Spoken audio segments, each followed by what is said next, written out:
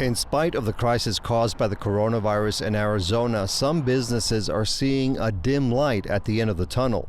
Thanks to the state's plentiful sunshine and abundant outdoor options, Visit Tucson suggests vacations in this market for people who are weary of living under lockdowns.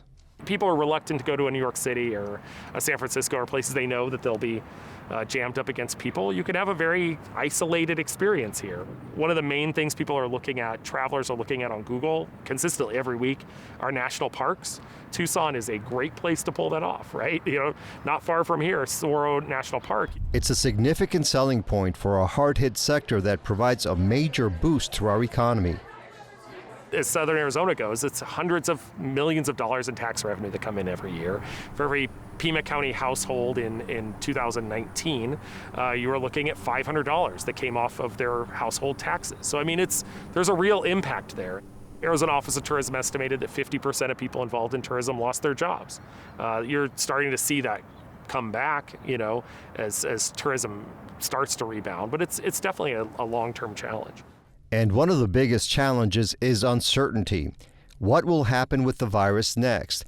How many additional outbreaks? The vaccine's availability and timeline, and the possibility of new virus mutations or other unknowns. Every day is new data and a new perception and different consumer confidence, and so the challenge is just keeping up with that.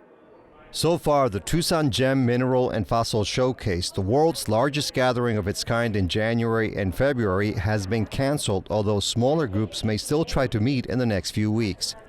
Fiesta de los Vaqueros, the Tucson Rodeo and Parade in February, will skip 2021, and the Tucson Festival of Books will hold a virtual-only event in March.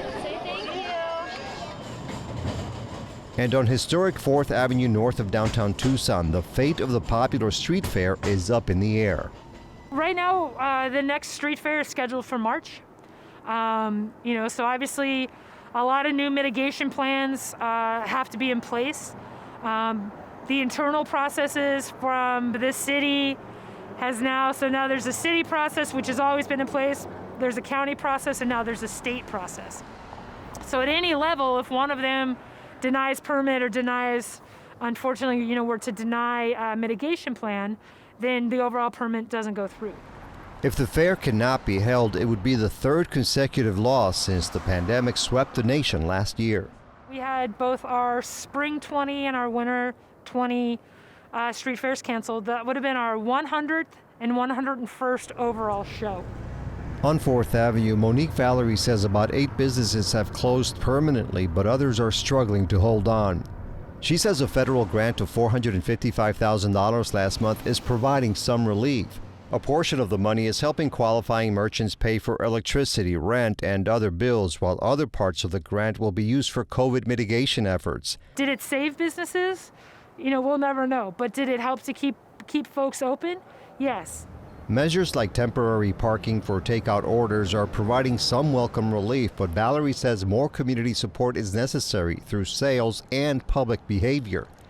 In spite of everything that's happened since last year, she says some patrons are still fighting recommended safety measures, such as wearing masks or maintaining social distancing. We want people to come back and join us, but we need people to do it safely so that these businesses can stay open.